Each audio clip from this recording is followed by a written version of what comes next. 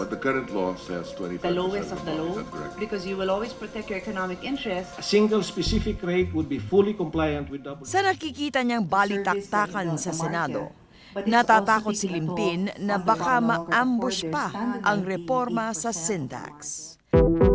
Malakas ang dating ng mga kinatawan ng tabako, tila ayaw tanggapin pati ang warning na nakadikit sa kaha ng mga sigarilyo na smoking kills.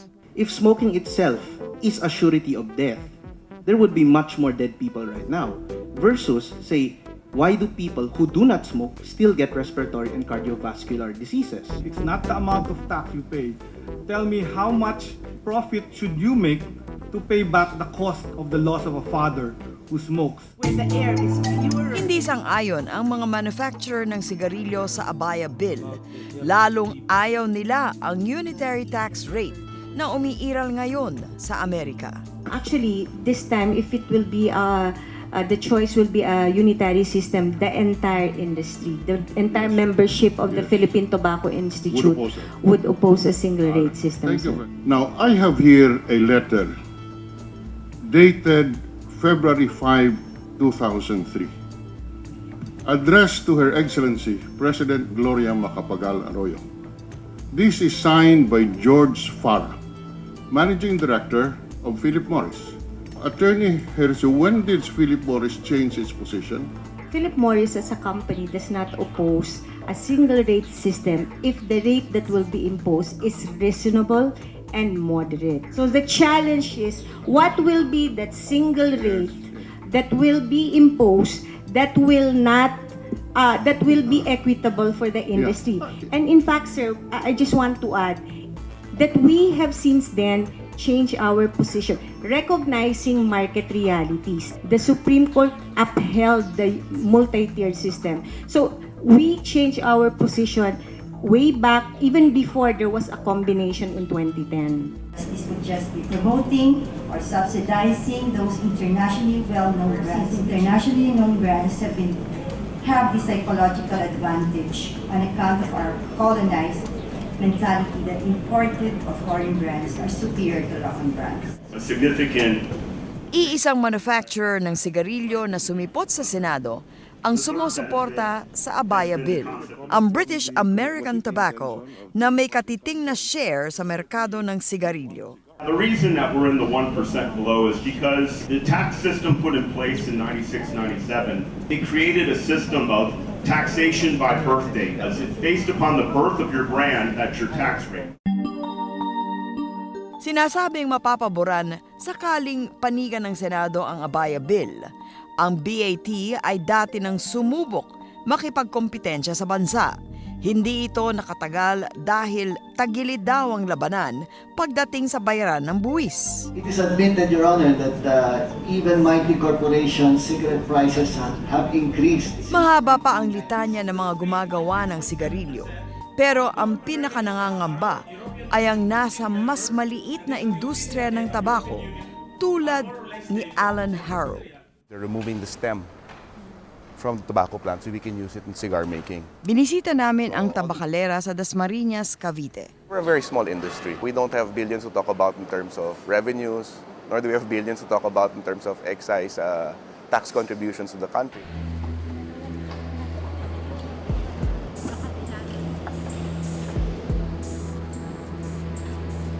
Last year, which was our first year, we made something like maybe 2 million to 3 million pesos. For excise taxes, we made around 4 million pesos. Compared to the income tax, is much higher. Kung lulusot daw ang sin tax bill, malamang ay magsara na lang ang higit 100 taong tabakalera na binili nila noon lang 2010. It's clear that there's no real study done on cigars. They don't take into account the 21 different sizes that we manufacture per brand. So jumping from a tax of 1 peso and 25 to a flat out 150 to 1 peso 25 centavos. If it goes that high, what we feel is going to happen as an industry is, consumers will just buy imported cigars. When you apply so high tax increases, people will find alternative ways to smoke. This is how the society out there works. The The society is not in a nice room in the Senate discussing. This is how people behave. You cannot, and we cannot regulate behavior. By the time you try to regulate it, you will end up with smuggling, I guarantee 100%, and then you will have higher health costs and less revenues. Ang pagbaha ng imported na sigarilyo at smuggling ang sinasabing magiging resulta ng sin tax bill. Kailangan daw maghinay-hinay sa pagpasa ng batas. But if you're going to push everything up, I assure you, this whole country, you cannot police it. No matter if you employ the entire armed forces of the Philippines and the Philippine Navy to prevent smuggling.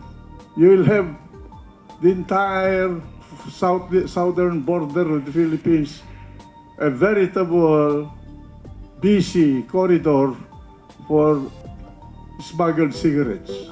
There was a suit in Colombia, and then there was a settlement in the EU.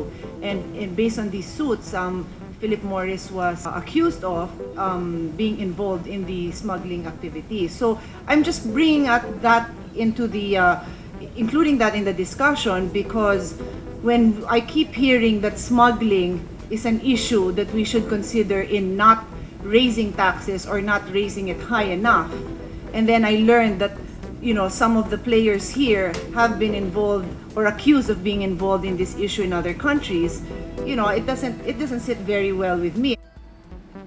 Sabi ni BIR Chief Kim Henares, walang basehan at baluktot na katwiran ang paggamit ng smuggling para pigilin ang pagsasaayos ng maling batas. Sobrang mura raw ang sigarilyo sa Pilipinas. Dito pa galing ang mga ini-smuggle na yosi. That's an enforcement issue.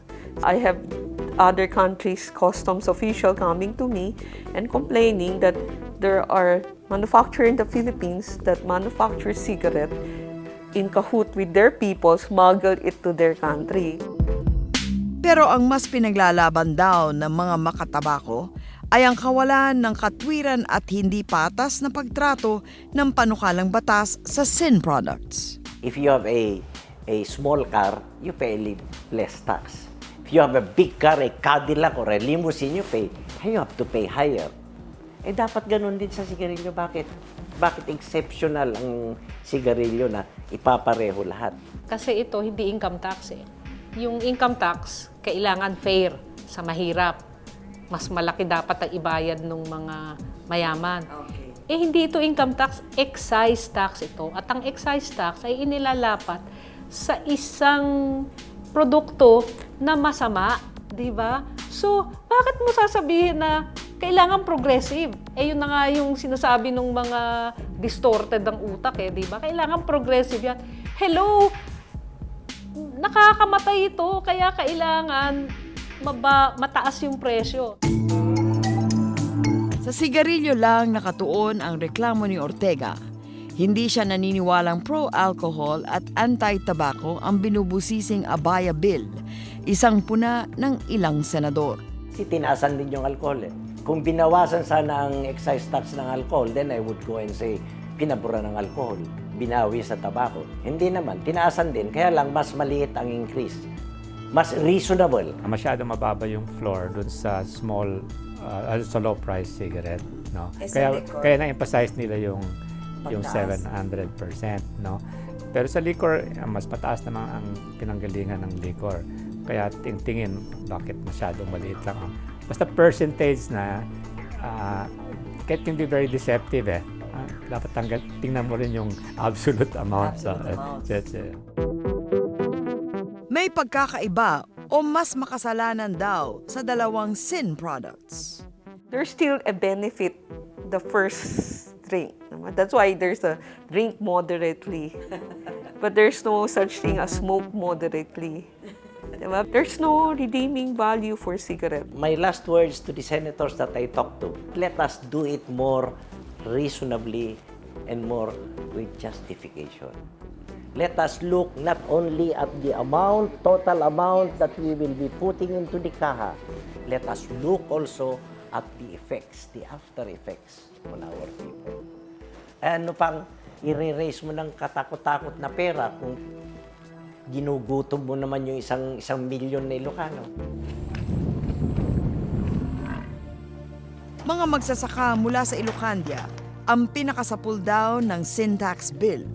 Ang takot ni Ortega ay magsasara ang mga pabrika at wala nang bibili ng tabako.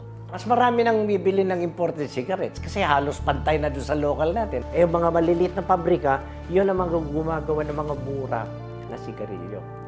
Eh, wala na silang mabebenta. Yung malalaking kumpanya, bibili pa rin sa kanila, di ba? Much less.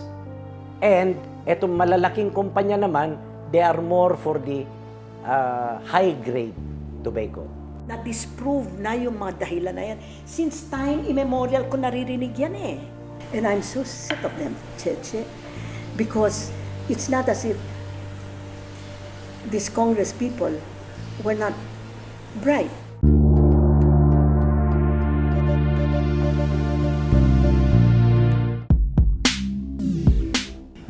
There is nothing that is as profitable as especially Virginia tobacco. You will not be able to make up the loss in volume to the distributors, the retailers, the sari-sari stores, the cigarette boys, etc.